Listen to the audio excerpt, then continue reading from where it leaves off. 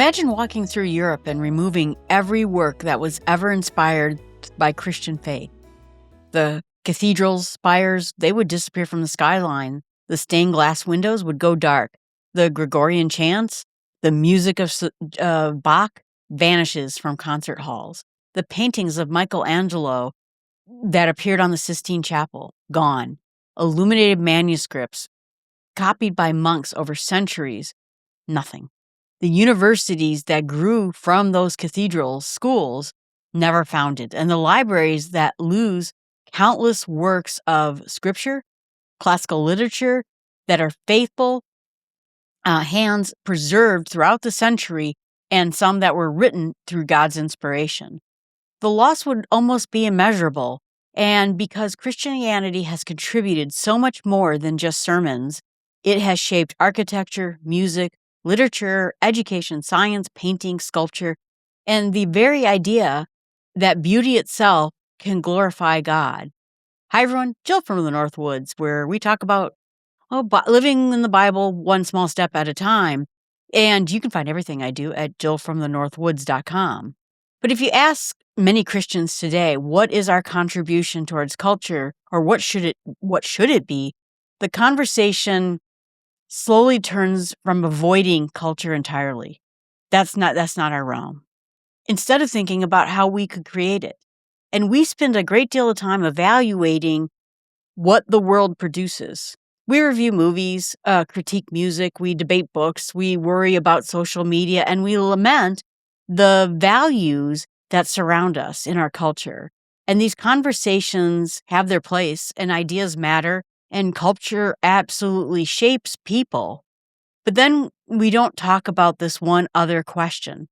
What are we creating? And the question came back to me this week as I read an address given by Pope Leo about the gathering, to a gathering of writers. And I'm not Catholic, but it was an interesting point that he made across all traditions that contain a reminder that reaches beyond the Catholic Church itself and comes to us as Christians asking the same question. The Pope encouraged writers to understand that their work, more than entertainment or commerce, stories preserve memory, they search for truth, they cultivate compassion, and they help people understand what it means to be human. Someone else said that science fiction itself has one question at heart: what does it mean to be human? And so when I started reading the words, I found myself thinking that Christians once understood this instinctively. We believed that creating beautiful things was part of serving God, not because beauty saves anyone, and not because it was a method of convincing anyone, but because art is of itself a form of worship. It points to the one who made beauty possible. And this conviction, I guess, didn't begin during the Renaissance. It was much earlier than that. It didn't even begin with the great cathedrals or the masterpieces hanging in museums. It began in one of the most overlooked passages of the Old Testament. In Exodus 31, Israel escaped Egypt and camped at Mount Sinai, and God had given Moses detailed instructions for building a tabernacle, the place where his presence would dwell among his people. And God said something remarkable. See, I have called the name of Bezalel, and I have filled him with the Spirit of God, the Holy Spirit, with wisdom and understanding, with knowledge, and with every kind of artistic skill. And so if you think about that, what most Christians think about someone being filled with the Holy Spirit is we get this picture of prophets, of beautiful proclaiming the word of God, kings leading their people, or apostles preaching the gospel. But the very first person that was mentioned who was specifically described as being filled with the Spirit of God was not a prophet or a preacher, not a king or what you would think of. He was an artist. God filled him with the Spirit so that he could engrave gold, carve wood, work with precious stones, weave fabrics, and construct something beautiful.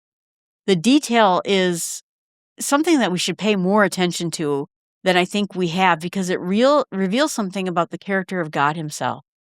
Beauty is not an accident. Creativity is not just decoration of what I do around my house. Art is something that is beyond God just tolerating it while he waits for us to do the important things that happens. God intentionally calls gifted craftsmen because beauty becomes part of worship. The tabernacle was functional because it was also magnificent. Gold reflecting the light of the lampstands. Blue and purple, scarlet thread filled the curtains. Cherubim, the angels, were embroidered into the fabric. The Ark of the Covenant wasn't merely just a wooden box to carry stone tablets. It was crafted with extraordinary care because it represented something infinitely greater than itself. The God who created the galaxies also cares about craftsmanship. The truth continues throughout Scripture. David the king was also a poet and a musician. 3,000 years later, believers still sing songs that poured from his heart. Solomon explored wisdom through poetry. The prophets paint a vivid picture with language that is so memorable. We have that imagery today. Ezekiel's wheels, Isaiah's seraphim, Daniel's visions, John's revelation remind us that God communicates profound truth through imagery as well as word. And even Jesus, the greatest teacher who ever lived, and our Lord and Savior, rarely began with abstract theology. He began with stories. The sower who goes out to sow, the man who had 2 sons, the Samaritan who fell by the side of the road. He knows that stories enters the heart of people the way arguments and debates can't. And he invites us to inhabit another person's experience before asking us to examine our own.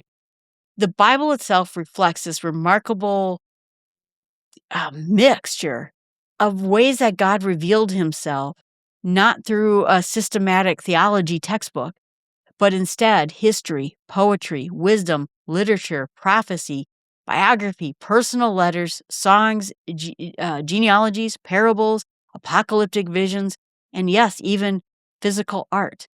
The Bible isn't just merely true, it's beautiful. And it shouldn't surprise us. Truth and beauty have never been enemies. They both originate from God. And perhaps that's why Christianity became one of the greatest patrons on earth of the arts.